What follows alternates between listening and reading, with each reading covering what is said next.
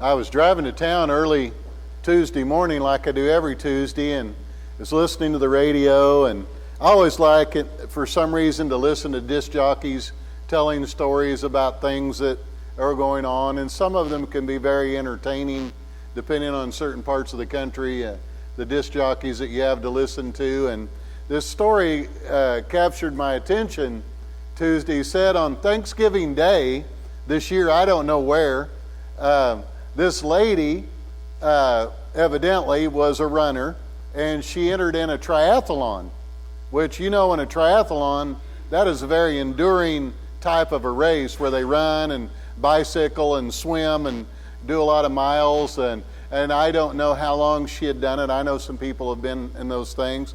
And so at the finish line of the triathlon, she fell and broke 2 fingers. So they took her to the hospital to work on her fingers, and while she was there in the emergency room, someone was trying to have a baby and had no help, so she helped deliver a baby. And I don't know, I guess she had a background of knowing what to do. So not only did she enter her triathlon, broke her fingers, went to the hospital, helped deliver a baby, and all that happened. Then she went home and cooked for 60 people that were coming to her house for Thanksgiving. I thought, wow. He goes, what a day that lady had on Thanksgiving Day. He goes, you think you have a rough day? Listen to the lady, and then they described what happened to her. Wow. That's the only thing I can imagine around the birth of Jesus for Mary and Joseph. There has never been a child ever born in the history of the world that had the craziest, cockeyed circumstances that happened around their family during the birth of this young man. I mean, if you look beyond the stories and we make them mythical, which they're awesome. This is the Son of God. But if you look as a mom or a dad, or a son or a daughter or a family member into the circumstances surrounding this birth, unbelievable. Because that lady will go and say, you know what? It was the craziest thing. I was trying to have a baby. I was at the hospital. We were shorthanded, had no help, and a lady with 2 broken fingers that ran a triathlon come and delivered you when you were young. They will never forget that story. Like, I was born how? Where? What happened? With Mary and Joseph, crazy things. Look in Matthew chapter 2, if you would. Excuse me.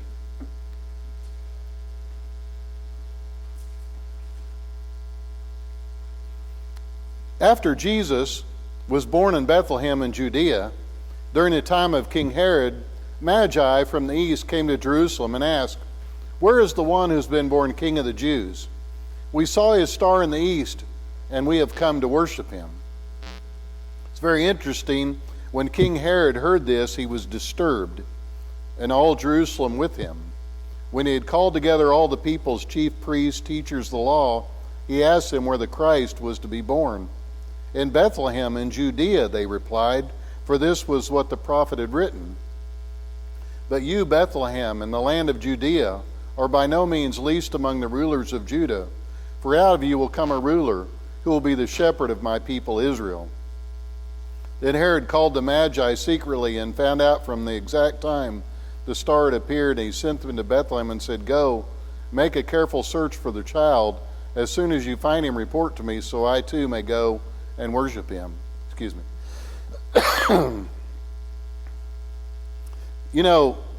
He asked him, and think of Herod, where is this child who is born King of the Jews? Said something very true in the text. He was disturbed. The Herodian family was a disturbed family. I don't have time to go in this morning how cruel they were, how ruthless they were, how mean they were, but definitely this is a family where someone drank before you drank and ate before you ate, or you would not make it. I have to ask a favor. Yes, thank you. You're one step ahead of me. Do that very often, but I'm having trouble speaking this morning. You're thinking, hey, praise the Lord, this won't last long.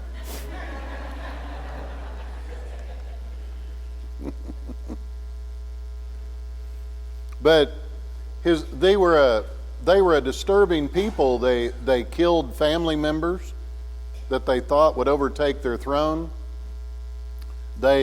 People were scared to work with them. Sorry, Judy. Sorry to do that to you. And one of the things that the Romans had, none of the Romans from where we would look at Italy wanted to work in Jerusalem. They were very worldly people, and this was a very religious center culture of people. The Jews, for all their mistakes, were very religious. That's how they chose to live.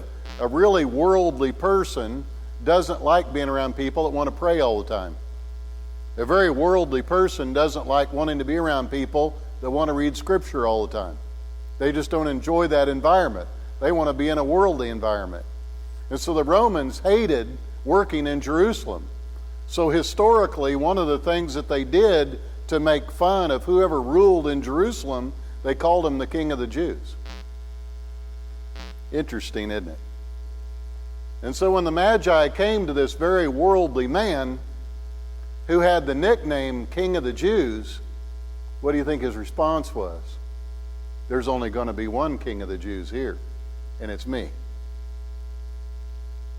And you've got to remember that in all of this story as you read it, that ego, that attitude was something that you've never seen. We're blessed in America because we don't have leaders like this. But in other places in the world, and in this place where Jesus was born, this leader was the kind of man that if he didn't like you, and we'll talk about this in a minute, he'd say, just take Daniel outside and cut his head off. Now let's go on with the service. That's the kind of man he was. And we'll see this attitude in him that he didn't like having competition for this nickname that he already had, and he was interested. Yes, disturbed, strange, yeah. But I will be the only king around here. And they said, we want to worship him. He said, the only person being worshiped here will be me, not this person you're looking for. But he says in deception, hey, if you find him, bring him to me. Yeah, I'd like to talk to him. I'd like to get rid of him in the deception. And so it goes on. After they had heard the king, they went on their way, and the star they had seen in the east went ahead of them until it stopped over the place where the child was. When they saw the star, they were overjoyed. And on coming to the house, they saw the child with the mother Mary, and they bowed down and worshipped him. They opened their treasures and presented him with gifts of gold, incense, and myrrh. And having been warned in a dream not to go back to Herod, they returned to their country by another route. Isn't it interesting that God led them to where Jesus was, and he has this divine way of making things work out. You might read the story and think, well, what about Herod? Was he going to follow? God has a way of making things work in a way that only God can do things when they work. We worry about so many things when what we ought to do is say, I'm going to put this in the hands of God, and he's going to take care of me. I'll be just fine. And you will. Isn't it amazing how that works? Just trust him. Give your life over to him and let him take care of you. Look at what we were just praising the Lord for in our prayer time. You know, there are times that God just takes care of us. That's what he's good at, and he's better at it than any of us. And if God wanted to just somehow, Herod doesn't find this out, I'm going to have these magi make it to Jesus without him interfering, he doesn't interfere. He takes care of it. He's not going to lead into that situation. We have to trust him. I'm sure Mary and Joseph were like when the Magi showed up, oh, wow, Joseph, is this just crazy or what? Here's another group of weird people. I mean, who are these people? And what are they dressed like? And what are they bringing? And what kind of gifts are those? I mean, because from the time the angel had spoken to Mary to this point, their life had been crazy. I mean, go through the stories and count how many times an angel had talked to somebody. When's the last time that you talked to an angel? You know, and how a lot of you haven't? Because you haven't gone forward lately. I guarantee you that if you talk to an angel this week, you're going to come down here and go forward. It's going to change your life forever. And it did Mary and Joseph. I mean, now, have there been moments that you need an angel to calm you down when you're beside yourself? Yeah, a lot of us have maybe needed that. But in this atmosphere of where they lived was an incredible atmosphere that was going on. Fear was rampant in their world. I know that we think that we live in an evil place and that there is a lot of sin and doubt and disappointment in the world in which we live today. But God had already destroyed the world once because he was disappointed with it. And the second time that the world, historians say, had reached a fevered pitch with sin, that God would destroy the world a second time, was right here. A lot of times we say that Jesus doesn't understand my life because he doesn't live in the world in which I live. He doesn't live where I live in my world. Well, you know what? Jesus does understand because he was born in an atmosphere that was scary. Fear was rampant among the people, and doubt and disappointment was everywhere, and that's when the Son of God came into the world. And what we have to be mindful of about the end times and all the things that should get our attention, guess what the next fevered pitch time of sin and world history is for God to make a move? Getting pretty close right now. And anybody smart ought to wake up to that. The people who knew that Jesus was the Son of God and came to worship him, they were prepared for what God was going to do through Jesus. The people that are prepared for the second coming will be the people that will go to be with Jesus. But the people that ignore that will not be. Our world's getting pretty evil. And that will be the third time in world history where sin had reached a fevered pitch when God was going to make a move. And it's getting pretty close to that now. Maybe I ought to make all of us stop and think during this time period of the year. But God protected them. He watched over him and took care of that whole situation. When they had gone, an angel of the Lord appeared to Joseph in a dream. "Get up," he said. "Take the child and his mother, escape to Egypt. Stay there until I tell you, for Herod is going to search for the child to kill him." So they got up, took the child and his mother during the night, and left for Egypt, where he stayed until the death of Herod, and so fulfilled what the Lord had said through the prophet, "Out of Egypt I call my son." When Herod realized that he had been outwitted by the Magi, he was furious, and he gave orders to kill all the boys in Bethlehem and its vicinity who were 2 years old and under, in accordance with the time that he had learned from the Magi. Then what has said throughout the prophet Jeremiah was fulfilled. A voice is heard in Ramah, weeping and great mourning, Rachel weeping for her children and refusing to be comforted because they are no more. Do you realize that at this time period, what a challenge. At the birth of Jesus Christ, it brought the death of so many people who had a young boy. All the people living in Bethlehem and they had a boy that was 2 years old or younger, Herod had them all assassinated so that he could try to clean up the mess with whoever this was. We read all the joyful stories. We hear all the joyful songs. But someday when you get to heaven, you will meet someone that will say, "You know, the birth of Jesus Christ brought death to my son."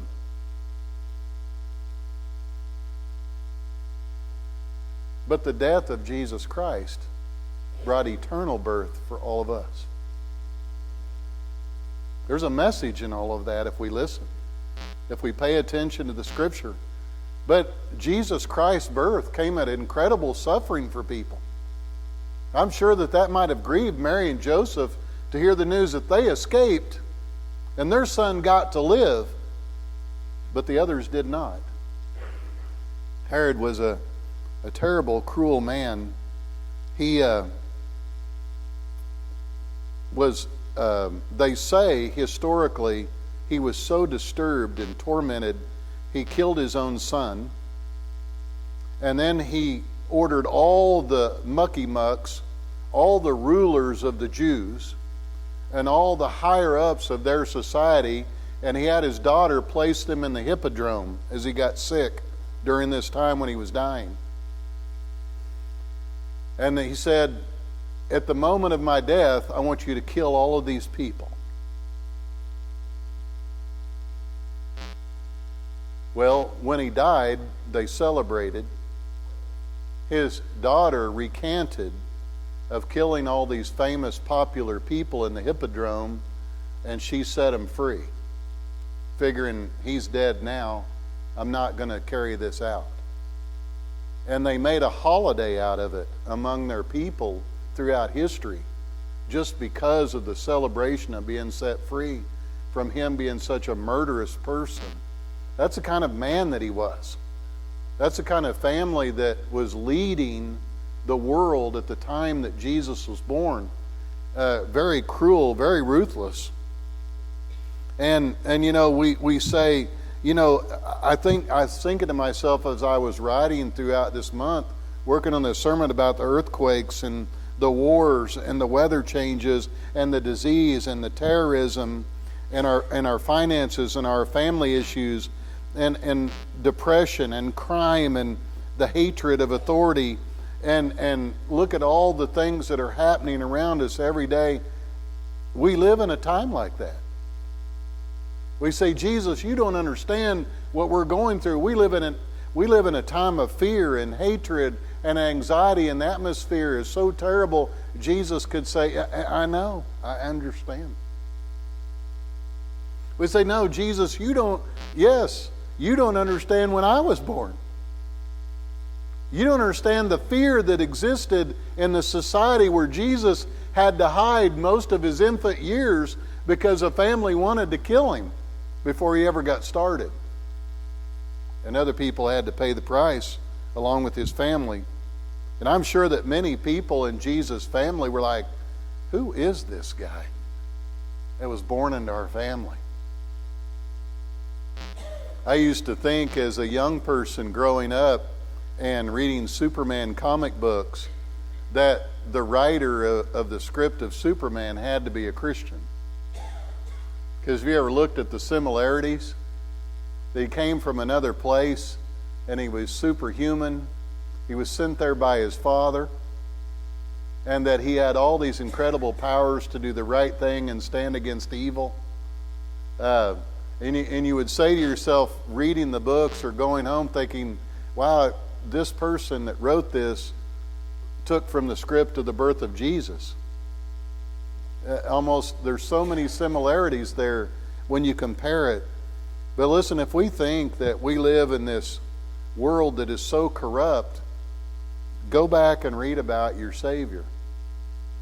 Because we point so many fingers at God saying, God, you don't live where I live. You don't know what I know. Oh, yes, he does. And yes, he understands. And he understands about the hatred that we're around. He understands the sin that we're around. He understands the fear that we deal with every day. He understands the changes in our culture and in our climate and all the pressures that go on, whether it's family or finance or vocations. He understands all of it. We're the ones that need to understand what God's trying to do through all of it.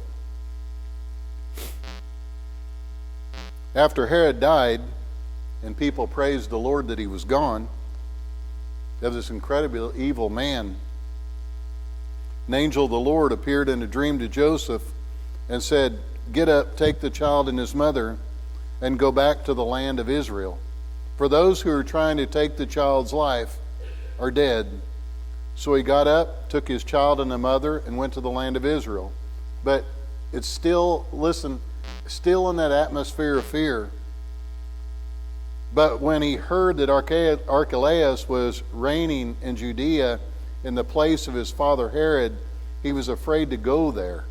Having been warned in a dream, he withdrew to the district of Galilee. Still didn't trust the Herodian family. I mean, these are the kind of people that before they ate a meal, someone took a bite of it. If they died, I'm not eating it. That's how they lived every day. Before they took a drink, someone drank it. It was their job for the king. If you die, I'm not drinking it. How would you love to have a job like that? Be kind of a callous person. Well, is this the day? No, it's good. Go ahead. You know, day to day in a job like that. But the Herodian family still had members that came in. God didn't even trust him because he gave orders on where I want my son. They were hard to calculate, evil people. And Jesus understood that atmosphere. So having been warned in a dream, he withdrew to the district of Galilee. He went and lived in a town called Nazareth, and so was fulfilled what was said through the prophets, he will be called a Nazarene. I'm just going to throw this in there. Just the what if factor. This gets you all going all day long. If Jesus was under a Nazirite vow, you can't drink. Not intoxicating fluid. Because it would not be right with the vow that he had taken. I know they say he was going to be called the Nazarene. Well, go home and digest that a little bit. Research that a little bit. Just because he made it doesn't mean he drank it.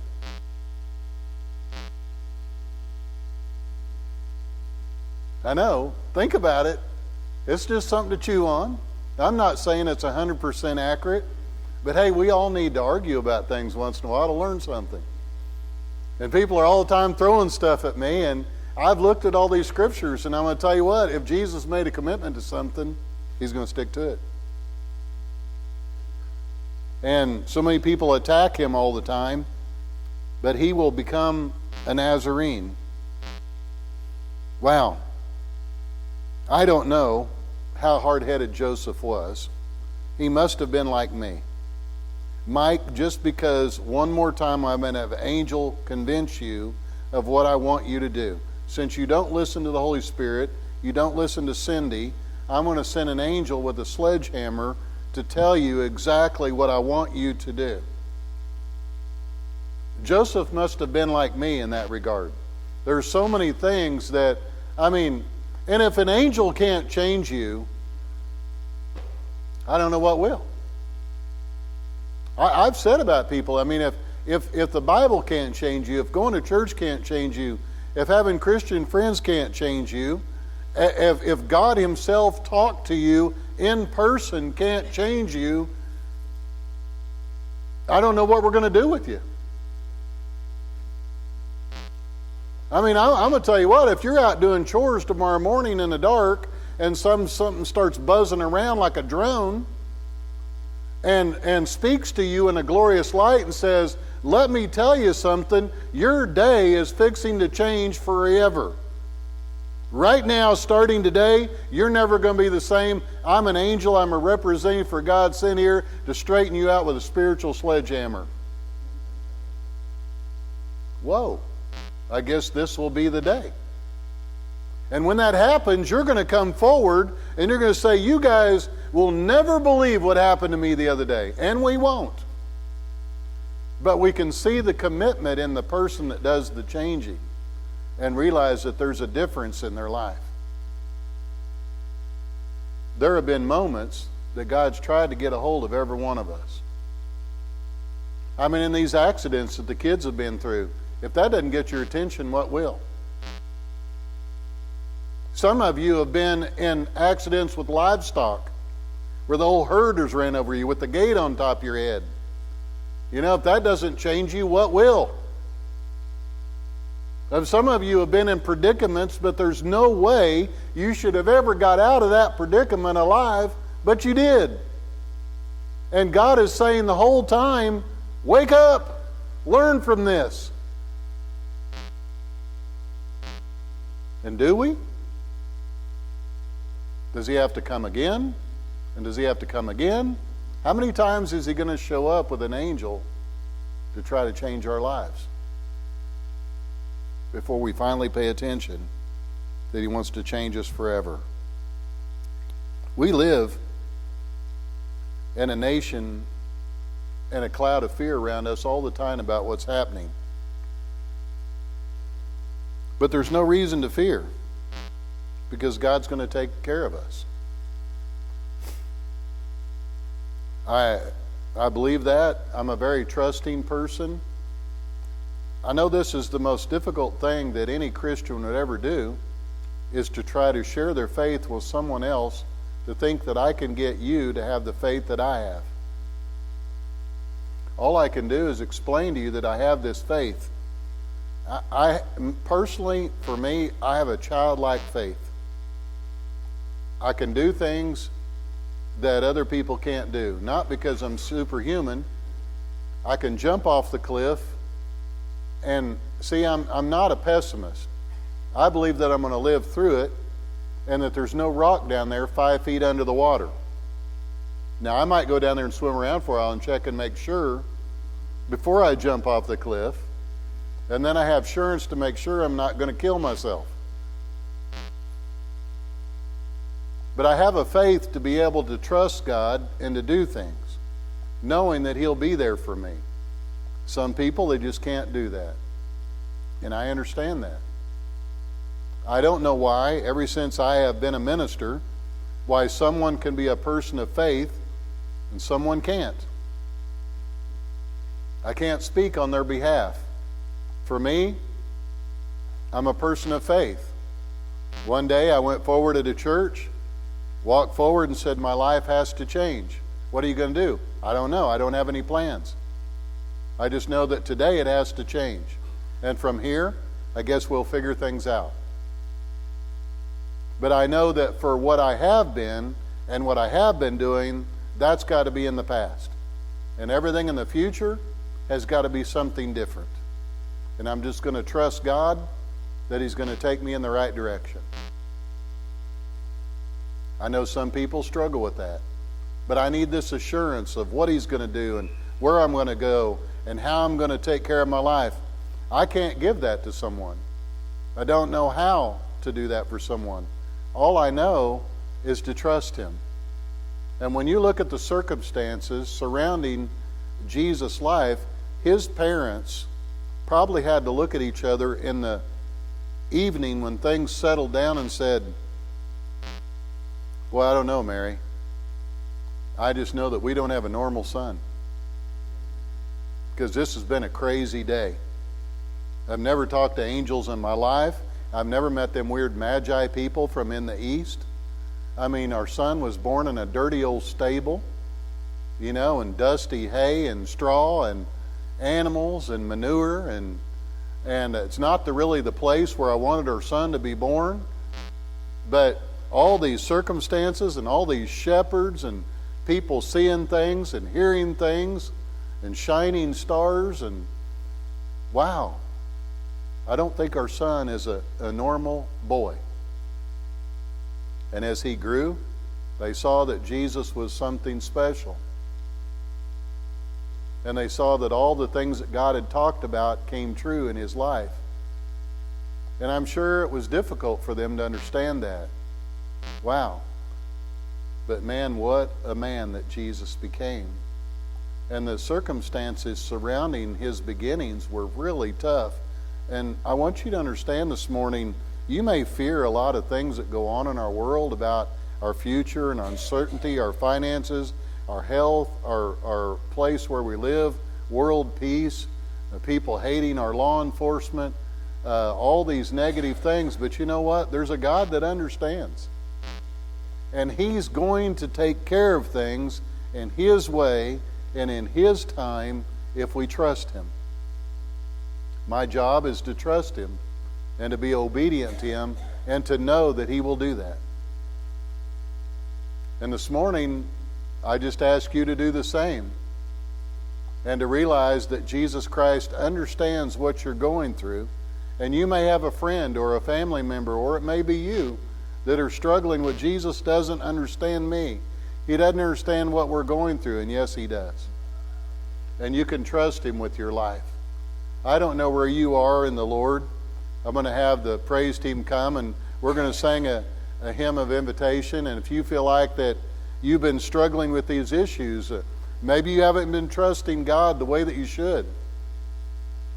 I know Daniel was talking about in his communion meditation this morning, and I was thinking that, yes, we're to be people of prayer.